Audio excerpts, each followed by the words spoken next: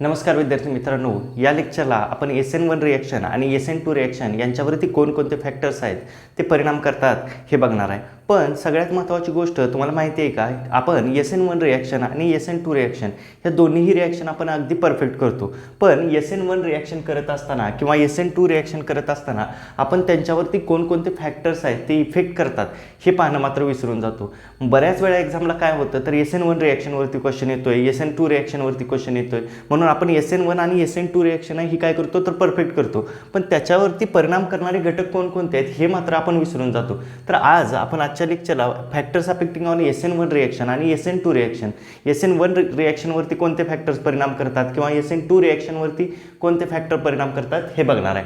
आता सगळ्यात महत्त्वाची गोष्ट काय आहे तर SN1 रिॲक्शन आपण शिकलेलो आहे आणि SN2 रिॲक्शन सुद्धा आपण शिकलेलं आहे. मग SN1 रिॲक्शन कशावरती डिपेंडंट असते किंवा SN1 रिॲक्शनची जी काही ट्रान्झिशन स्टेट आहे किंवा SN2 रिॲक्शनची जी काही ट्रान्झिशन स्टेट आहे हे बघणं फार महत्त्वाचे आहे. किंवा SN1 रिॲक्शनची ऑर्डर आहे ती बघणं पण महत्त्वाचे आहे किंवा ऑर्डरमध्ये इन्व्हॉल्व असणारी स्टेप कोणकोणती आहे हे सुद्धा बघणं महत्त्वाचं आहे. आता हे 4-5 मुद्दे आहेत. याच्यामध्ये मी पहिल्यांदा काय करतो तर सर्वात सुरुवातीला तुम्हाला कोणत्या स्टेपवरती रेट आहे तो डिटरमाइन केला जातो SN1 रिॲक्शनमध्ये आणि SN2 रिॲक्शनमध्ये कोणत्या स्टेपवरती रेट आहे तो डिटरमाइन केला जातो ते बघणं महत्त्वाचं आहे. त्याच्यानंतर तुम्हाला फॅक्टर्स आहेत ते ऑटोमॅटिकली एकदम फ्लुएंटली कळतील. काय बघा, पहिल्यांदा मी इथं काय लिहितो SN1 रिॲक्शन लिहितो आणि या बाजूला मी काय करतोय SN2 रिॲक्शन लिहितोय. आता SN1 रिॲक्शनमध्ये काय असतं बघा, SN1 रिॲक्शनमध्ये पहिल्यांदा न्यूक्लिओफाईल लिव्ह करतो. ठीक आहे, SN1 रिॲक्शनमध्ये काय करतोय पहिल्यांदा न्यूक्लिओफाईल काय करतोय लिव्ह करतोय. बघा आता SN1 रिॲक्शनमध्ये कोण आहे CH3, देन अगेन कोण आहे CH3, अगेन कोण आहे CH3 आणि इथं कोण आहे ब्रोमिन आहे. आता हा सबस्ट्रेट आहे. सबस्ट्रेट या शब्दाचा अर्थ काय होतो, ज्याच्यावरती अटॅक होतो त्या गोष्टीला आपण काय म्हणतो सबस्ट्रेट. आता हा टर्शरी ब्युटाइल ब्रोमाइड हा सबस्ट्रेट आहे. या गोष्ट आहे की कोणती आहे SN1 रिॲक्शन आहे. तर SN1 रिॲक्शनमध्ये सुरुवातीला काय होतं तर ब्रोमिन म्हणजेच तुमचा कोण आहे हॅलोजन आहे. हॅलोजन ॲटम काय करतो तर हॅलोजन ॲटम पहिल्यांदा लिव्ह करतो. मग हॅलोजन ॲटम पहिल्यांदा लिव्ह केल्यानंतर काय होतं बघा, तर हा हॅलोजन ॲटम आहे तो लिव्ह करतोय आणि लिव्ह झाल्यानंतर तुम्हाला काय मिळतो तर कार्ब कॅटायन मिळतो CH3. अगेन या बाजूला काय येईल CH3 येईल, अगेन या बाजूला काय येईल CH3 येईल आणि कार्बनवरती पॉझिटिव्ह चार्ज येईल. ही महत्त्वाची गोष्ट आहे की काय रेट डिटरमाइनिंग स्टेप याच्यामध्ये कुठले आहे तर ही रेट डिटरमाइनिंग स्टेप आहे की ज्याच्यामध्ये पहिल्यांदा हॅलोजन ॲटम आहे तो काय होतोय ब्रोमिन आहे तो काय होतोय निघून जातोय आणि त्याच्यानंतर कोण येतोय याच्यामध्ये तर काय कार्ब कॅटायनचं फॉर्मेशन होतं. ह्या स्टेपवरती रेट आहे तो डिपेंडंट आहे. SN2 रिॲक्शनमध्ये कोणत्या गोष्टीवरती रेट डिपेंडंट आहे किंवा कोणत्या स्टेपवरती रेट डिपेंडंट आहे हे बघणार आहे आपण. SN2 मध्ये काय होतं, SN2 मध्ये बोथ रिएजंट आणि सबस्ट्रेट दोघेही काय रिएजंट आणि सबस्ट्रेट दोघेही इन्व्हॉल्व असतात. बघा आता याच्यामध्ये काय असतो CH अँड H इथं कोण आहे ब्रोमिन आहे म्हणजेच मिथाइल ब्रोमाइड इथं आहे आणि मिथाइल ब्रोमाइडवरती आपण काय केलं आहे न्यूक्लिओफाईल हायड्रोक्साईल आयनचा अटॅक केलेला आहे आणि त्याच्यानंतर काय होतं तर आपल्याला एक पेंटा कॉर्डिनेटेड स्टेट मिळते. पेंटा कॉर्डिनेटेड स्टेट कशा पद्धतीने मिळते तर इथं काय हायड्रोजन आहे, या बाजूला कोण असेल हायड्रोजन आणि इथं हायड्रोजन आहे. इथून जो ब्रोमिन ॲटम आहे तो काय व्हायला लागला आहे लिव्ह व्हायला लागला आहे. ब्रोमिन ॲटम आहे तो काय चालला आहे निघून चालला आहे. म्हणून इथं मी या ब्रोमिन ॲटमला काय केलं आहे डॉटेड लाईनने दाखवले.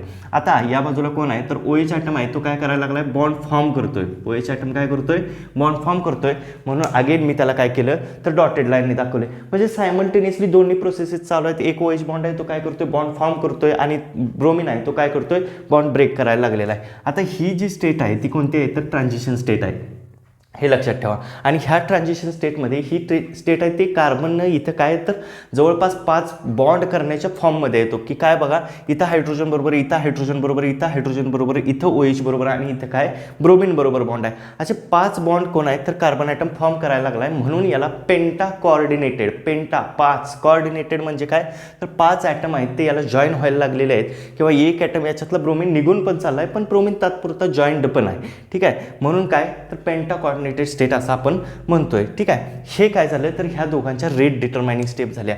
आता SN2 मध्ये काय दोन्ही इन्व्हॉल्व असतात. एक सबस्टेट आहे आणि दुसरा आहे तो कोणता आहे तर न्यूक्लिओफाईल आहे आणि पेंटा कॉर्डिनेटेड स्टेट.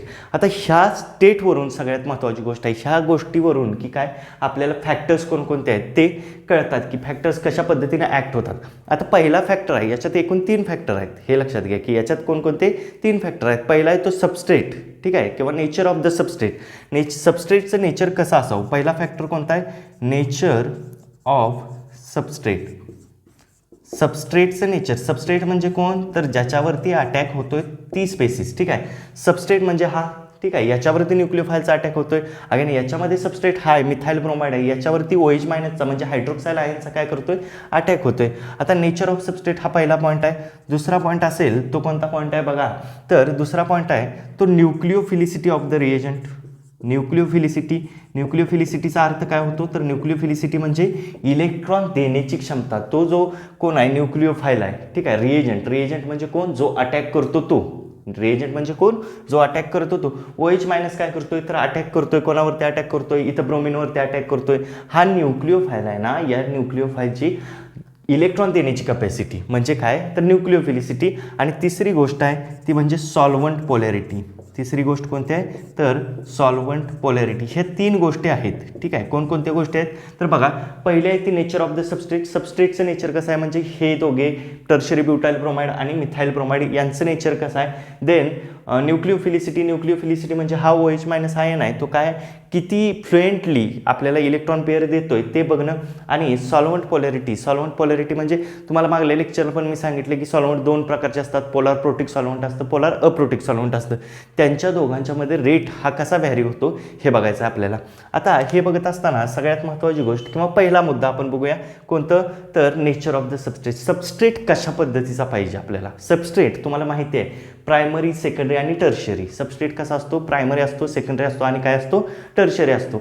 आता प्रायमरी, सेकंडरी आणि टर्शरीमध्ये इथं SN1 रिएक्शनमध्ये तुम्हाला माहिती आहे जो सबस्ट्रेट आहे तो काय टर्शरी आहे, आणि SN2 रिएक्शनमध्ये काय तर सबस्ट्रेट आहे तो कसा आहे तर प्रायमरी. मग प्रायमरी सबस्ट्रेटमध्ये SN2 रिएक्शन होते की टर्शरी सबस्ट्रेटमध्ये SN1 रिएक्शन होते हे बघणं फार महत्त्वाची गोष्ट आहे. ठीक आहे, ही किंवा सेकंडरी जर असेल, सेकंडरीमध्ये कशा पद्धतीने होईल, मग SN1 मेकॅनिझम होईल का SN2 मेकॅनिझम होईल, ह्या गोष्टींची उत्तरं पाहणं आपल्याला महत्त्वाचं आहे. व्हिडिओ शेवटपर्यंत पहा म्हणजे तुम्हाला या सगळे तिन्ही मुद्द्यांचे 1 बाय 1 तुम्हाला एक्सप्लेनेशन आपल्याला पाहायला मिळेल आणि ही कन्सेप्ट आहे ती तुमची एकदम क्लिअर होईल. काय आहे बघा, पहिली कन्सेप्ट बघणार आहे आपण कोणती आहे, तर नेचर ऑफ द सबस्ट्रेट. सबस्ट्रेटचं नेचर कसं आहे, प्रायमरी आहे, सेकंडरी आहे की टर्शरी आहे. आता इथं बघा, इथं काय होतंय, पहिली गोष्ट समजून घ्या की SN1 रिएक्शनमध्ये हॅलाइड आयन आहे तो बाहेर जातोय, ब्रोमाइड आहे तो बाहेर जातोय.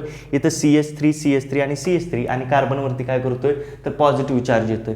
मग नेचर ऑफ द सबस्ट्रेट इथं कार्ब कॅटायन तयार होतोय आणि हा कार्ब कॅटायन कसा आहे तर प्लेनर आहे, एका प्लेनमध्ये. ठीक आहे, जर हा बोर्ड आहे तर हा कार्ब कॅटायन काय तर या प्लेनमध्ये आहे. आता सगळ्यात महत्त्वाची गोष्ट काय आहे बघा, नेचर ऑफ द सबस्ट्रेट बघत असताना काय बघणार आहे आपण, हा जो सबस्ट्रेट तुम्हाला दिसतोय तो टर्शरी आहे आणि हा कार्ब कॅटायन फॉर्म झाला आहे तो कसा आहे एका प्लेनमध्ये. जर हा प्लेन असेल तर कार्ब कॅटायन एका प्लेनमध्ये असतील. ठीक आहे, मग आता न्यूक्लिओफाईल येणार आहे. न्यूक्लिओफाईल अटॅक करत असताना काय करणार, वरून अटॅक करू शकतो, त्याच्यासाठी स्पेस आहे. कारण का हा जो तयार झालेला कार्ब कॅटायन आहे तो कसा आहे एका प्लेनमध्ये आहे. एका प्लेनमध्ये असल्यामुळं तो वरून अटॅक करू शकतो आणि तो काय खालून पण अटॅक करू शकतो. ठीक आहे, म्हणजे नेचर ऑफ द सबस्ट्रेट, न्यूक्लिओफाईलला अटॅक करायला दोन्ही जागा अवेलेबल आहेत. ठीक आहे, दोन्ही जागा अवेलेबल आहेत. एकतर तो अबाव द प्लेन अटॅक करू शकतो आणि एकतर तो काय करू शकतो बिलो द प्लेन सुद्धा अटॅक करू शकतो. म्हणून टर्शरी कार्ब कॅटायनमध्ये SN1 रिएक्शन ही फास्ट होते. ठीक आहे, rate of SN1 reaction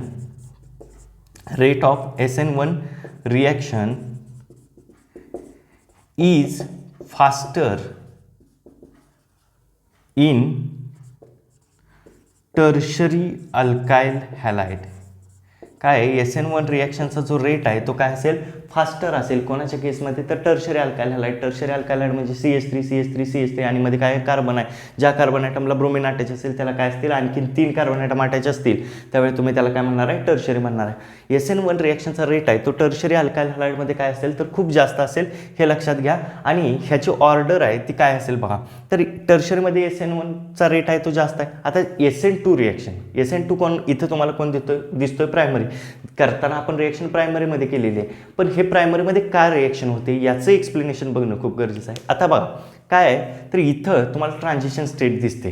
transition state आहे त्याच्यामध्ये किती ॲटम अटॅच आहेत, तर 1 2 3 4 आणि 5 ट्रान्झिशन स्टेटमध्ये टोटल किती ॲटम अटॅच आहेत, तर 5 ॲटम अटॅच आहेत. आणि 5 ॲटम अटॅच असल्यामुळं इथं थोडंफार काय झालं आहे, तर इथं थोडीफार गर्दी तयार झाली. बघा इथे एक हायड्रोजन आहे, इथं पण हायड्रोजन आहे, इथं पण हायड्रोजन आहे, इथं ब्रोमिन आहे आणि इथून OH आहे तो अप्रोच व्हायला लागला आहे, न्यूक्लिओफाईल आहे तो अप्रोच व्हायला लागला आहे. मग इथं काय आहे, तर स्टेरिक हिंड्रन्स, गर्दीलाच आपण काय म्हणतोय, तर स्टेरिक हिंड्रन्स आहे. स्टेरिक हिंड्रन्स म्हणजे काय, तर हा OH येतोय पण इथं हायड्रोजन आहे, इथं हायड्रोजन, इथं हायड्रोजन आणि इथं ब्रोमिन आहे, हे काय करतायत, तर इझिली त्याला येऊ देत नाहीत. ठीक आहे, म्हणजे हे काय तर बघा हा OH आहे तो आपण बघितलं की काय बॅक साईड अटॅक करतोय, पाठीमागच्या बाजूने अटॅक करतोय. ठीक आहे, हा OH आहे तो काय करेल, पाठीमागच्या बाजूने अटॅक करतोय.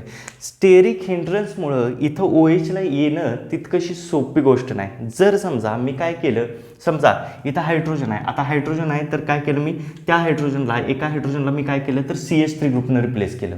ठीक आहे, CH3 ग्रुपनं रिप्लेस केलं. बघा काय CH3 आणि इथं कोण आहे, कार्बन आहे, इथं हायड्रोजन, अगेन कोण आहे, इथं हायड्रोजन, इथं कोण आहे, ब्रोमिन आहे आणि इथं कोण आहे, OH आहे. ठीक आहे, अगेन मी काय करतो, आता दुसऱ्या हायड्रोजनला पण CH3 ग्रुपनं रिप्लेस केलं. ठीक आहे, दुसरं एक स्ट्रक्चर बघा C, इथं कोण आहे, CH3, इथं कोण असेल, CH3, अगेन इथं हायड्रोजन, इथं कोण आहे, OH आणि इथं कोण आहे, तर ब्रोमिन आहे. ठीक आहे, याला आपण डॉटेड लाईनने दाखवूया. हे काय तर डॉटेड लाईनने दाखवले. आता इथं पण OH आहे तो कसा आहे, डॉटेड लाईनने दाखवले. इथं ब्रोमिन आहे. ठीक आहे, आता बघा आणखीन एक हायड्रोजन आहे, आणखीन एक हायड्रोजन CH3 ग्रुपनं रिप्लेस होऊ शकतो. बघा इथं कोण आहे, CH3, देन याला कोण अटॅच असेल, कार्बन, इथं अगेन कोण आहे, CH3 आणि अगेन काय आहे, CH3, इथं कोण असेल, तर ब्रोमिन आहे आणि इथं कोण आहे, OH ग्रुप आहे. आता बघा इथं रिलेटिव्हली हायड्रोजन असल्यामुळं hydrogen is not a bulky group. Hydrogen हा काय फार मोठासा ग्रुप नाही आहे, पण CH3 मात्र मोठा ग्रुप आहे, बल्की ग्रुप आहे, हे लक्षात ठेवा. इथं CH3 आहे, एक हायड्रोजन काढून टाकला आणि त्याच्या जागी मी CH3 ठेवला. इथं दुसरा हायड्रोजन काढून टाकला, इथं 2 CH3 झाले, इथं तिन्ही हायड्रोजन काढून टाकले, 3 CH3 झाले. आता काय आहे बघा, तर हायड्रोजन ॲटमला जसं तुम्ही CH3ने रिप्लेस करत जाता तसं गर्दी, कॉन्ज्युगेशन, स्टेरिक हिंड्रन्स वाढत चालला आहे. ठीक आहे, हे काय स्टेरिक हिंड्रन्स आहे तो वाढत चालला आहे, गर्दी खूप जास्त होत चालली. मग जर समजा ह्या OH मायनसला अटॅक करायचा असेल ह्याच्यावरती, ठीक आहे, OH मायनसला अटॅक करायचं असेल याच्यावरती, तर इथं काय तर स्टेरिक हिंड्रन्स जास्त असेल, इथं गर्दी आहे ती जास्त असेल, कारण इथं CH3 ग्रुप आहे. हा CH3 ग्रुप पण दिसतोय तसा नाही आहे, हे लक्षात घ्या. या CH3 ग्रुपमध्ये काय असेल, तर एक हायड्रोजन असेल तो अबाव द प्लेन असेल. ठीक आहे, दुसरा हायड्रोजन असेल तो काय असेल, बिलो द प्लेन असेल, तिसरा हायड्रोजन इन प्लेन असेल. ठीक आहे, हा CH3 ग्रुप आहे. तसाच जर मी ह्याला इथंही लिहिला तर काय, एक हायड्रोजन काय असेल, तर इथं असेल एक हायड्रोजन बिलो द प्लेन, एक हायड्रोजन इन प्लेन. आता बघा, आता ह्याच्यावरती तुम्हाला अटॅक करायचा OH मायनसचा, तर हा अटॅक तुम्हाला इझिली होणार नाही. कारण का, हा पण बल्की ग्रुप आहे, हा पण बघा खूप मोठा ग्रुप आहे, इथं पण काय मोठा ग्रुप अटॅच आहे. आता हेतून जर तुम्हाला OH मायनसचा अटॅक करायचा असेल, बॅक साईड अटॅक तर होतोयच, पण OH मायनसचा अटॅक करायचा असेल तर तेवढीशी जागा अवेलेबल नाही आहे. तिथं काय होतंय, तर हे मोठे बल्की ग्रुप त्याला काय करतायत, हिंडर करतायत. हिंडर म्हणजेच काय, तर त्याला थांबवतायत, त्याला येऊ नको असं म्हणतायत. हे लक्षात ठेवा की काय, हे 3 ग्रुप, हे 2 मोठे बल्की ग्रुप CH3 ग्रुप काय करतायत, तर त्या OH ग्रुपला येऊन देत नाहीत. मग येऊ देत नाहीत तर मग एक सिंपल गोष्ट आहे, हा OH ग्रुप कोणाच्या केसमध्ये इझिली अटॅक करेल, तर इथं बघा हायड्रोजन आहे की जो हायड्रोजन कंपॅरेटिव्हली बल्की नाही आहे. जो हायड्रोजन काय तर त्याच्यामध्ये काय, तर इथं गर्दी कमी आहे. ह्या ट्रान्झिशन स्टेटमध्ये प्रायमरीमध्ये काय तर गर्दी कमी आहे, इथं फक्त काय हायड्रोजन ॲटम आहेत, इथं मात्र मोठमोठे बल्की CH3 ग्रुप अवेलेबल आहेत. मग CH3 ग्रुप जर असतील तर मग इथून OHचा अटॅक करणं ही अवघड गोष्ट आहे, हे लक्षात घ्या. हे काय CH3 ग्रुपच्या बल्कीनेसमुळं, CH3 ग्रुपच्या गर्दीमुळं इथं OH मायनसचा अटॅक करणं काय तर पॉसिबल नाही आहे. म्हणून SN2 रिॲक्शनचा जो रेट आहे तो काय असेल, प्रायमरी अल्काइल हॅलाइडमध्ये जास्त असतो. काय असतो, प्रायमरी अल्काइल हॅलाइडमध्ये SN2 रिॲक्शनचा रेट आहे तो कायम काय असेल, जास्त असेल. कारण का, due to steric hindrance, steric हिंड्रन्समुळे प्रायमरी अल्काइल हॅलाइडचा रेट आहे तो काय असेल, SN2 रिॲक्शनमध्ये जास्त असेल. आता बघा एक सिंपल गोष्ट आहे, काय बघा इथं आपण स्टेटमेंट लिहिलं होतं, rate of the SN1 reaction is faster in tertiary alkyl halide. इथं काय बघणार आहे आपण, तर rate of SN1 reaction is faster in case of rate of SN2 रिॲक्शनचा रेट आहे तो फास्टर असेल in case of primary alkyl halide, ठीक आहे. प्रायमरी अल्कायल हॅलाइडमध्ये हा रेट आहे तो काय असेल तर फास्टर असेल. आता याची एक ऑर्डर बघूया आपण. मी काय करतोय, टर्शरी अल्कायल हॅलाइड लिहिला, देन कोणता लिहिला, सेकंडरी लिहिला, देन कोणता लिहिला, प्रायमरी लिहिला. टर्शरी आहे, सेकंडरी आणि कोणता आहे, प्रायमरी आहे. आता बघा सगळ्यात महत्त्वाची गोष्ट काय असेल तर टर्शरीमध्ये SN1 रिॲक्शनचा आहे तो रेट आहे तो फास्टर असेल आणि प्रायमरीमध्ये SN2 रिॲक्शनचा रेट आहे तो काय असेल, फास्टर असेल. ठीक आहे. म्हणजे जसं तुम्ही प्रायमरीकडून सेकंडरीकडून टर्शरीकडे येतात तसं SN1 रिॲक्शनचा रेट आहे तो काय होतो, फास्ट होतो. SN1 रिॲक्शनमध्ये स्टेरिक हिंड्रन्स कमी आहे कारण अबाव द प्लेन अटॅक होऊ शकतो, बिलो द प्लेन अटॅक होऊ शकतो. याच्यामध्ये मात्र तसं नाही आहे. इथं काय मॉलिक्यूलमध्ये काय पेंटा कॉर्डिनेटेड स्टेट आहे, अबाव द प्लेन सुद्धा ॲटम प्रेझेंट आहे आणि बिलो द प्लेन आपण काय करायला लागलो, OH- चा अटॅक करायला लागलो. या बाजूला हायड्रोजन्स आहेत. ठीक आहे. हे काय करतात, एक स्टेरिक हिंड्रन्स क्रिएट करतायत. जर हायड्रोजन रिप्लेस करून आपण CH3 ग्रुप जरी लावले तरी ते काय करतायत तर स्टेरिक हिंड्रन्स क्रिएट करतात. मग ह्या स्टेरिक हिंड्रन्समुळं काय तर इथं प्रायमरी अल्कायल हॅलाइडमध्ये SN2 रिॲक्शनचा रेट फास्ट असेल आणि टर्शरी अल्कायल हॅलाइडमध्ये काय असेल, SN1 रिॲक्शनचा रेट आहे तो काय असेल, फास्ट असेल. हे आपण बघितलं कोणाच्या बाबतीत, नेचर ऑफ द सबस्ट्रेटच्या बाबतीत, की काय टर्शरीमध्ये कोणाचा रेट फास्ट असतो तर SN1 रिॲक्शनचा आणि प्रायमरीमध्ये कोणाचा रेट फास्ट असतो तर SN2 रिॲक्शनचा. आता बघा याच्यानंतरचा महत्त्वाचा पॉईंट आहे तो म्हणजे न्यूक्लिओफिलिसिटी. न्यूक्लिओफिलिसिटी हा पण ह्या दोघांच्या केसमध्ये पॉईंट बघणार आहे. ठीक आहे. दुसरा फॅक्टर जो काय करतोय तर इफेक्ट करतोय कोणावरती, rate of the SN1 and SN2 reaction, SN1 आणि SN2 रिॲक्शनवरती परिणाम करणारा दुसरा फॅक्टर आहे तो कोणता, न्यूक्लिओफिलिसिटी. ठीक आहे. सेकंड फॅक्टर मी लिहितोय न्यूक्लिओफिलिसिटी. आता न्यूक्लिओफिलिसिटीचा अर्थ आधी समजून घ्या की न्यूक्लिओफिलिसिटी म्हणजे नक्की काय आहे. ठीक आहे. व्यवस्थित सगळ्या गोष्टी 1 बाय 1 शिकत चला आणि व्हिडिओला तो शेवटपर्यंत बघा म्हणजे तुम्हाला गोष्टी लक्षात येतील की काय कशा पद्धतीनं SN1 रिॲक्शन किंवा SN2 रिॲक्शन आहे ते ॲक्ट करते. शेवटपर्यंत पहा म्हणजे गोष्टी तुमच्या क्लिअर होतील. न्यूक्लिओफिलिसिटीचा अर्थ काय होतो बघा. न्यूक्लिओफिलिसिटी म्हणजे capacity to donate the electron किंवा tendency to donate the electron. Nucleophilicity म्हणजे काय तर टेंडन्सी टू डोनेट इलेक्ट्रॉन, इलेक्ट्रॉनना डोनेट करण्याची टेंडन्सी म्हणजे न्यूक्लिओफिलिसिटी. ठीक आहे. आता एक महत्त्वाची गोष्ट आहे बघा, रेट डिटरमायनिंग स्टेपमध्ये इथं ही पहिली रेट डिटरमायनिंग स्टेप आहे, SN2 मध्ये ही रेट डिटरमायनिंग स्टेप आहे. जर आपण रेटचं इक्वेशन लिहिलं तर रेटचं इक्वेशन याच्यासाठी SN1 साठी कसं असतं, rate is equal to K in bracket किंवा स्क्वेअर ब्रॅकेटमध्ये काय किंवा कॉन्सन्ट्रेशन पण याला आपण म्हणतो. ठीक आहे. CH3 thrice CBr. ठीक आहे. याच्यामध्ये रेट आहे तो फक्त आणि फक्त सबस्ट्रेटवरती डिपेंडंट आहे. ठीक आहे. रेट आहे तो कोणावरती डिपेंडंट आहे, फक्त आणि फक्त सबस्ट्रेटवरती डिपेंडंट आहे. मग इथं रेट न्यूक्लिओफाईलवरती डिपेंडंट आहे का तर न्यूक्लिओफाईल तुम्हाला रेट इक्वेशनमध्ये दिसतोय का, नाही दिसत. न्यूक्लिओफाईल काय तर रेट इक्वेशनमध्ये नाही आहे. मग रेट इक्वेशनमध्ये जर न्यूक्लिओफाईल नसेल तर मग एक सिंपल गोष्ट आहे ना की इथं न्यूक्लिओफिलिसिटीचा प्रश्नच नाही आहे. ठीक आहे. किंवा आपण आज इथं असं म्हणू शकतो की काय SN1 रिॲक्शन काय तर डज नॉट डिपेंड अपॉन न्यूक्लिओफिलिसिटी किंवा न्यूक्लिओफाईलच नाही तर न्यूक्लिओफिलिसिटी कुठून येणार. ठीक आहे. SN1 reaction is not dependent on nucleophilicity. न्यूक्लिओफिलिसिटीवरती SN1 रिॲक्शन ही डिपेंडंट नसणार. ठीक आहे. न्यूक्लिओफाईलच नाही तर न्यूक्लिओफिलिसिटीचा काय उपयोग इथं SN1 रिॲक्शनमध्ये नाहीच ना. नेक्स्ट आहे ते आता मात्र बघा इथं काय आहे, इथं रेट इक्वेशन तुम्ही बघितलं SN2 मध्ये रेट इक्वेशन काय असेल तर rate is equal to rate constant लिहिला, concentration of methyl bromide then concentration of OH-.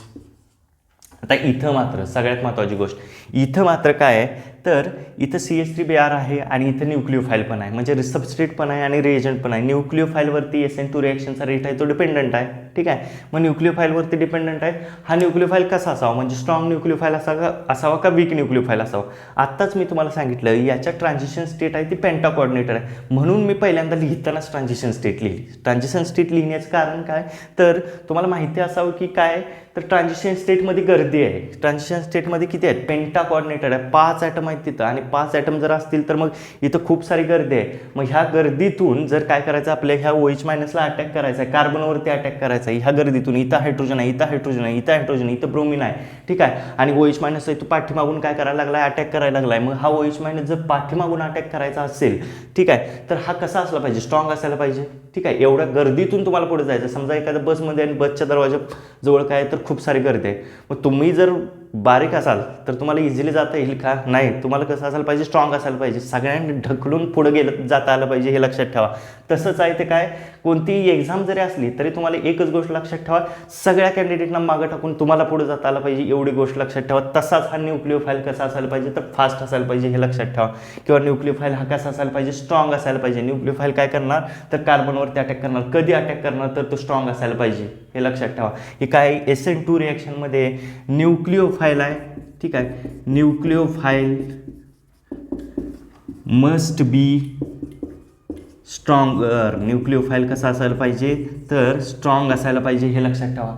आता मी सांगितलं तुम्हाला न्यूक्लिओफाईल कसा असायला पाहिजे, स्ट्रॉंग असायला पाहिजे, ठीक आहे. मग आता हा स्ट्रॉंगर न्यूक्लिओफाईल कोणता आहे हे कोणाला माहिती आहे, ठीक आहे. स्ट्रॉंगर न्यूक्लिओफाईल हा कोणता आहे, ठीक आहे, त्याचंही उत्तर आता मी देणार आहे. बघा, न्यूक्लिओफाईल म्हणजे काय असतं, न्यूक्लिओफाईल म्हणजे एक अशी स्पेसिस आहे जी काय करते, इलेक्ट्रॉन डोनेट करते. सिंपल गोष्ट आहे. न्यूक्लिओफाईल म्हणजे काय, ते अशी स्पेसिस किंवा tendency to donate the electron donate करण्याची कॅपॅसिटी म्हणजे न्यूक्लिओफिलिसिटी. न्यूक्लिओफाईल एक अशी स्पेसिस आहे जी इलेक्ट्रॉन डोनेट करते. मग आता कोणत्या स्पेसिस इलेक्ट्रॉन डोनेट करू शकतात, ठीक आहे, ज्यांच्यावरती लोन पेअर आहे, ज्यांच्याकडे एक्स्ट्रा इलेक्ट्रॉन आहे, ज्यांच्यावरती निगेटिव्ह चार्ज आहे, ह्या अशा स्पेसिस काय करू शकतात, तर इलेक्ट्रॉन डोनेट करू शकतात, ठीक आहे. एक गोष्ट फक्त लक्षात ठेवा, इथं मी तुम्हाला न्यूक्लिओफिलिसिटी कशा पद्धतीने ॲक्ट होते किंवा कशा पद्धतीनं न्यूक्लिओफाईल ॲक्ट होतात हे बघणार आहे. फक्त एवढी गोष्ट लक्षात ठेवा की न्यूक्लिओफिलिसिटीच्या बाबतीत की काय बघा, रेट इज इक्वल टू काय, की इथं रेट आहे तो काय, डिपेंडंट आहे फक्त सबस्ट्रेटवरती. इथे न्यूक्लिओफाईल इन्व्हॉल्व नाही आहे, त्याच्यामुळे SN1 reaction is independent upon the nucleophilicity. SN1 reaction ही न्यूक्लिओफिलिसिटीवरती डिपेंडंट नाही आहे. पण इथं न्यूक्लिओफाईलच्या केसमध्ये इथं बघा, SN2 रिॲक्शनमध्ये काय, rate dependent upon both substrate as well as nucleophile. सबस्ट्रेटवरती पण रेट डिपेंडंट आहे आणि न्यूक्लिओफाईलवरती पण रेट डिपेंडंट आहे. मग जर समजा सगळ्यात महत्त्वाची गोष्ट काय, न्यूक्लिओफाईल मस्ट बी स्ट्रॉंगर. इथं काय असायला पाहिजे, न्यूक्लिओफाईल स्ट्रॉंगर असायला पाहिजे. का स्ट्रॉंगर असायला पाहिजे, तर इथं ट्रान्झिशन स्टेट, पेंटा कोऑर्डिनेटेड, गर्दी आहे, स्टेरिक हिंड्रन्स आहे, कॉन्जुगेशन आहे, ठीक आहे. स्टेरिक हिंड्रन्स आहे फक्त, ठीक आहे, की काय, तर त्याच्यामुळे न्यूक्लिओफाईल आहे तो कसा असायला पाहिजे, स्ट्रॉंगर असायला पाहिजे. आता एक महत्त्वाची गोष्ट, हा स्ट्रॉंगर न्यूक्लिओफाईल मी म्हटलं, पण न्यूक्लिओफाईल कसा ओळखायचा, ठीक आहे. न्यूक्लिओफाईल कसा ओळखायचं ह्याचं पण मी तुम्हाला सांगितलं की लोन पेअर असायला पाहिजे, निगेटिव्ह चार्ज असायला पाहिजे. पण त्यातला पण स्ट्रॉंगर कोण, ठीक आहे, त्यातला पण स्ट्रॉंगर कोण, की काय, जर समजा एखाद्याकडे लोन पेअर पण आहे आणि एखाद्यावरती निगेटिव्ह चार्ज आहे, अशा केसमध्ये स्ट्रॉंगर कोण, तर स्ट्रॉंगर न्यूक्लिओफाईलसाठी मी तुम्हाला काही गोष्टी सांगणार आहे. लक्षात घ्या न्यूक्लिओफाईल कशा पद्धतीने ॲक्ट करतो, ठीक आहे. आता तुम्हाला एक माहिती आहे, एकाकडे काय आहे, समजा ऑक्सिजन आहे, ऑक्सिजन असलेलं न्यूक्लिओफाईल पहिल्यांदा मी घेतो, ठीक आहे. न्यूक्लिओफिलिसिटीच्या बाबतीत काय असेल बघा,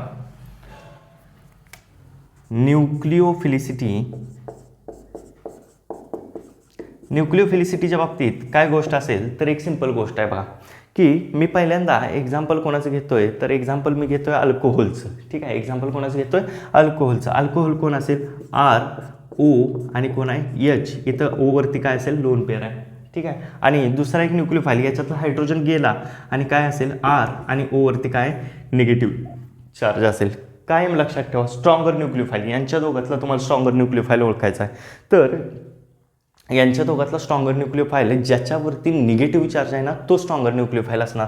म्हणजे हा काय असेल, RO मायनस आहे, तो कसा असेल, तर स्ट्रॉंगर न्यूक्लिओफाईल असणार, हे लक्षात ठेवा, ठीक आहे. हा पहिला रूल, की ज्याच्यावरती निगेटिव्ह चार्ज आहे दोघांच्या मधला, ठीक आहे, म्हणजे ह्याचा जो कॉन्जुगेट बेस असेल तो काय असेल, स्ट्रॉंगर न्यूक्लिओफाईल असेल. इथला हायड्रोजन काढून टाकला तर इथं काय होतो, स्ट्रॉंग कॉन्जुगेट बेस होतो, आणि हा कॉन्जुगेट बेस कायम काय असेल, स्ट्रॉंगर न्यूक्लिओफाईल, ज्याच्यावरती निगेटिव्ह चार्ज आहे तो कायम स्ट्रॉंगर न्यूक्लिओफाईल. दुसऱ्या केसमध्ये काय बघा, ही झाली पहिली केस, की दुसऱ्या केसमध्ये काय असेल, तर स्ट्रॉंगर न्यूक्लिओफाईल ओळखायचा. आता आपण पिरियोडिक टेबलमध्ये जर लेफ्ट टू राईट गेलो, ठीक आहे, left to right in periodic table. Periodic टेबलमध्ये आपण काय केलो तर लेफ्ट टू राईट गेलं. लेफ्ट टू राईट गेल्यानंतर काय होतं बघा, न्यूक्लिओफिलिसिटी आहे ती काय होते तर डिक्रीज होते. हे लक्षात ठेवा, न्यूक्लिओफिलिसिटी डिक्रीजेस. पिरियडिक टेबलमध्ये जर आपण लेफ्ट टू राईट गेलो न्यूक्लिओफिलिसिटी डिक्रीज होते. फॉर एक्झाम्पल बघा, एक न्यूक्लिओफाईल मी घेतला NH3 आणि दुसरा घेतला H2. ठीक आहे, एक न्यूक्लिओफाईल कुठला घेतला NH3 घेतला आणि दुसरा कोणता घेतला H2 घेतला. N वरती लोन पेअर आहे, ऑक्सिजनवरती पण काय लोन पेअर आहे, दोघांच्या वरती काय लोन पेअर आहेत. मग याच्या केसमध्ये काय असेल, NH3 आहे तो काय असेल स्ट्रॉंगर न्यूक्लिओफाईल असेल दॅन H2. नायट्रोजन कुठं आहे लेफ्टला आहे, ऑक्सिजनपेक्षा नायट्रोजन कुठं आहे लेफ्टला आहे. त्याच्यामुळं नायट्रोजनवरती काय असेल तर लोन पेअर असेल ती काय असेल तर स्ट्रॉंगर न्यूक्लिओफाईल कोण असेल नायट्रोजन असेल. देन नेक्स्ट आहे तो बघा, यानंतरचा सगळ्यात महत्त्वाचा म्हणजे कोणता आहे तिसरी गोष्ट. ठीक आहे, पिरियडिक टेबलमध्ये तुम्ही टॉप टू द बॉटम गेला. पिरियडिक टेबलमध्ये काय टॉप टू बॉटम. ठीक आहे, टॉप टू बॉटम जर तुम्ही गेला पिरियडिक टेबलमध्ये तर काय होतं बघा, तर सगळ्यात महत्त्वाची गोष्ट आहे न्यूक्लिओफिलिसिटी इन्क्रीज होते. न्यूक्लिओफिलिसिटी इन्क्रीज होते. टॉप टू द बॉटम गेल्यानंतर न्यूक्लिओफिलिसिटी काय होणार इन्क्रीज होणार. हे लक्षात ठेवा. म्हणजे फॉर एक्झाम्पल मी घेतो हॅलोजन्स कोणते आहेत फ्लोरीन, क्लोरीन, ब्रोमीन, आयोडीन. ठीक आहे, तर इथं फ्लोरीन, क्लोरीन, ब्रोमीन आणि आयोडीनमध्ये सगळ्यात जास्त न्यूक्लिओफिलिक कोण असणार तर आयोडीन असणार. ठीक आहे, सगळ्यात जास्त न्यूक्लिओफिलिक काय असणार आयोडीन असणार. 3 मुद्दे न्यूक्लिओफिलिसिटीच्या बाबतीत लक्षात ठेवा. Negatively charge more nucleophilic. इथं काय होणार left to the right nucleophilicity decrease होते. म्हणजे नायट्रोजन आणि ऑक्सिजनमध्ये कम्पेअर केलं तर ऑक्सिजन कसा आहे तर मोर राईटला आहे आणि नायट्रोजन आहे तो कसा आहे लेफ्टला आहे.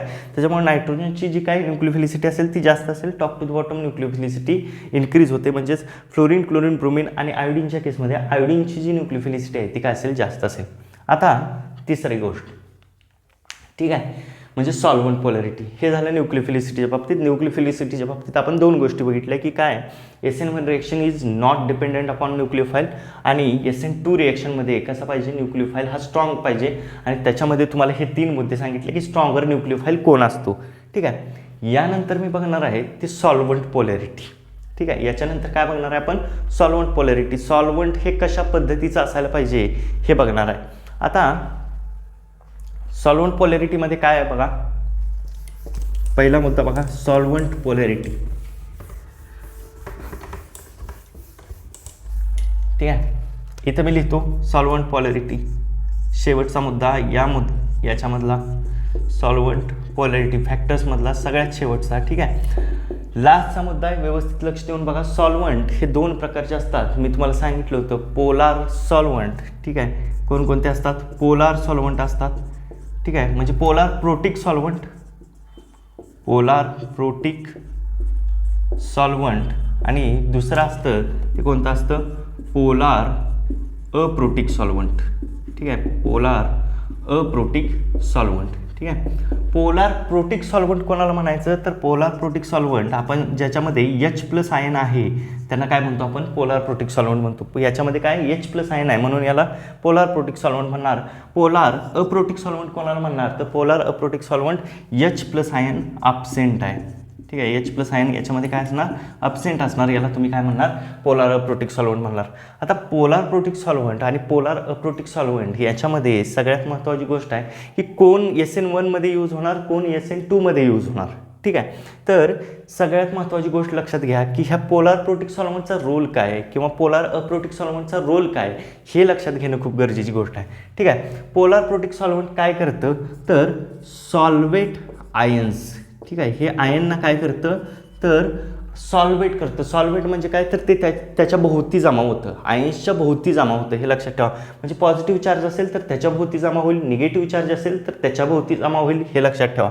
आता सॉल्वेट आयन्स करतं आणि काय होतं स्टॅबिलिटी इन्क्रीज करतं. हे काय करतं तर स्टॅबिलिटीला इन्क्रीज करतं. हे लक्षात ठेवा. कोण तर सॉल्व्हंट जे असतं ते काय करतं एकतर त्याच्याभोवती सॉल्वेट होतं, त्याच्याभोवती जमा होतं आणि स्टॅबिलिटीला काय करतंय इन्क्रीज करतंय. आता हे पोलार प्रोटिक सॉल्व्हंट नक्की वर्क कसं करतं आपल्याला माहिती आहे. कोणती रिएक्शन आहे, SN1 स्टेप आहे. SN1 मध्ये काय होतं, कार्बन आणि ब्रोमिनमधला बॉन्ड आहे तो ब्रेक होतोय आणि इथून C+ कार्ब कॅटायन तयार होते, म्हणजे कार्बनवरती पॉझिटिव्ह चार्ज, आणि इथं कोण आहे, ब्रोमीन मायनस तयार होतोय. इथं कोण तयार होतोय, ब्रोमीन मायनस. इथं काय C+ आणि इथं कोण आहे, ब्रोमीन मायनस, असे 2 आयन तयार होतात. मग आता पोलर प्रोटिक सॉल्व्हंटचं काम काय आहे, तर पोलर प्रोटिक सॉल्व्हंटचं एक सिंपल काम आहे की ते आयन्सना काय करतं, सॉल्वेट करतं. समजा मी पोलर प्रोटिक सॉल्व्हंट म्हणजेच इथं H+ आयन आहे, तर H+ आयन असणारं सॉल्व्हंट कोणतं आहे, वॉटर आहे. ठीक आहे, H+ आयन कोणाच्यात सापडतो, आपल्याला वॉटरमध्ये सापडतो. मग सिंपल सॉल्व्हंट घेतलं मी, कोणतं, H2O हे सॉल्व्हंट घेतलं. आता हे H2O काय होईल, तर पॉझिटिव्ह आयनच्या भोवती जमा होईल, निगेटिव्ह आयनच्या भोवती जमा होईल. बघा आता इथं पॉझिटिव्ह आयन आहे कार्बन, ह्याच्या भोवती जमा होईल. कशा पद्धतीनं, H2O मध्ये तुम्हाला माहिती आहे, H2Oचं जर मी स्ट्रक्चर काढलं, OH आणि H, ओवरती कोणता आहे, निगेटिव्ह, हायड्रोजनवरती कोणता आहे, पॉझिटिव्ह चार्ज आहे. ठीक आहे, ओवरती निगेटिव्ह आहे आणि हायड्रोजनवरती कोणता आहे, पॉझिटिव्ह चार्ज आहे. आता हे कसं याच्या भोवती जमा होईल, बघा इथं काय पॉझिटिव्ह कार्बन आहे, म्हणजे O इथे येईल, H बाहेर. ठीक आहे, इथं O येईल, H बाहेर. ठीक आहे, इथं O येईल, H बाहेर. अशा पद्धतीने याच्या भोवती जमा होईल. ठीक आहे, देन नेक्स्ट आहे ते ह्याच्या भोवती कसं जमा होईल, ते याच्या भोवती इथं बघा आता हायड्रोजन पॉझिटिव्हली चार्ज आहे, म्हणजे हायड्रोजन आतल्या बाजूला येईल, हायड्रोजन OH, देन हायड्रोजन इथं OH, इथं कोण असणार, हायड्रोजन, अगेन O, हायड्रोजन. अशा पद्धतीने म्हणजे ते काय करेल, तर कॅटायन आणि ॲनायनच्या भोवती जमा होईल. हे लक्षात घ्या. आता कॅटायन आणि ॲनायनच्या भोवती जमा झाल्यानंतर एक महत्त्वाची गोष्ट, इथं Br- आहे आणि इथं कार्बन आहे. आता तुम्हाला एक गोष्ट कळायला पाहिजे, इथं हा सबस्ट्रेट आहे, ह्याला जास्त हे आयन सॉल्वेट करेल की ह्याला जास्त आयन सॉल्वेट करेल, म्हणजे निगेटिव्हली चार्ज ब्रोमिनला जास्त सॉल्वेट करेल की पॉझिटिव्हली चार्ज कार्बनला जास्त सॉल्वेट करेल. तर याचा आन्सर असा आहे की हे निगेटिव्हली चार्ज ब्रोमिनला जास्त सॉल्वेट करणार.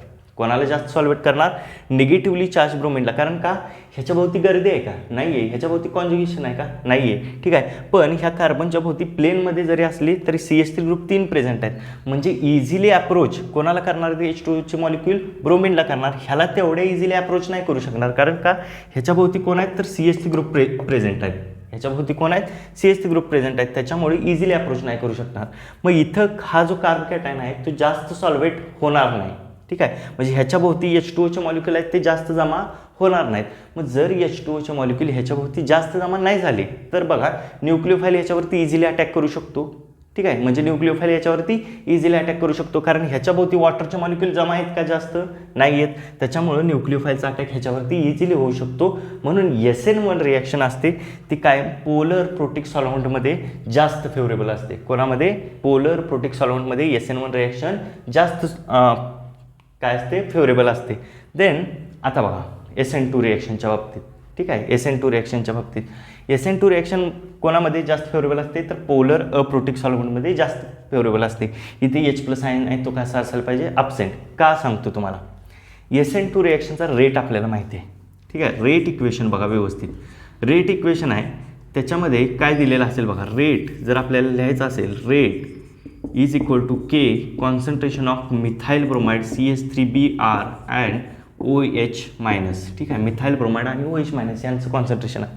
आता मी काय सांगितलं तुम्हाला, प्रोटिक सॉल्व्हंट असतं ते काय करतं, सॉल्वेट आयनच्या भोवती जमा होतं. जर समजा इथं मी प्रोटिक सॉल्व्हंट वापरलं तर काय होईल, इथं निगेटिव्हली चार्ज OH आहे ना. ठीक आहे, निगेटिव्हली चार्ज काय OH आहे, ह्याच्या भोवती ते सॉल्व्हंट आहे ते जमा होईल. मग ह्या OH- आयनच्या भोवती जर सॉल्व्हंट जमा झालं, ठीक आहे, OH- भोवती समजा मी काय केलं, इथं काय केलं, H2 मॉलिक्यूल जमा झाले असं म्हणतो, OH, then OH, then OH, H2 molecule OH- भोवती जमा झाले तर हे काय करतील, डिॲक्टिवेट करतील OH-ला. हे काय करतील, हे सॉल्व्हेंट मॉलिक्यूल काय करतील, तर डिॲक्टिवेट करतील OH-ला. मग जर OH- डिॲक्टिवेट झाला या रिएक्शनमध्ये, ही रिएक्शन कोणती आहे, SN2 रेट आहे तो दोघांच्यावरती डिपेंडंट आहे.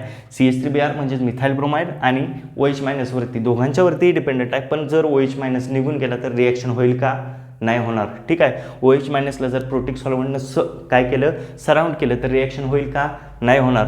म्हणून काय केलं जातं, इथं पोलर अप्रोटिक की ज्याच्यामध्ये H+ आयन अब्सेंट आहे असं सॉल्व्हंट वापरलं जातं. H+ आयन आहे ते अब्सेंट आहे. हे असेल कोणाच्या बाबतीत, तर सॉल्वंट पोलॅरिटीच्या बाबतीत सॉल्वंट पोलॅरिटीमध्ये SN1 रिॲक्शनमध्ये पोलर प्रोटिक सॉल्वंट आणि SN2 रिॲक्शनमध्ये पोलर अप्रोटिक सॉल्वंट वापरलं जातं. पोलर अप्रोटिक का वापरलं जातं तुम्हाला सांगितलं आहे. ठीक आहे, तर हे ते पोलर अप्रोटिक SN2 कायम लक्षात ठेवा, पोलर अप्रोटिक सॉल्वंट. ठीक आहे, नेक्स्ट लेक्चरला आपण E1 आणि E2 म्हणजे इलिमिनेशन फर्स्ट ऑर्डर आणि इलिमिनेशन सेकंड ऑर्डर ही रिॲक्शन पाहूया. थँक्यू.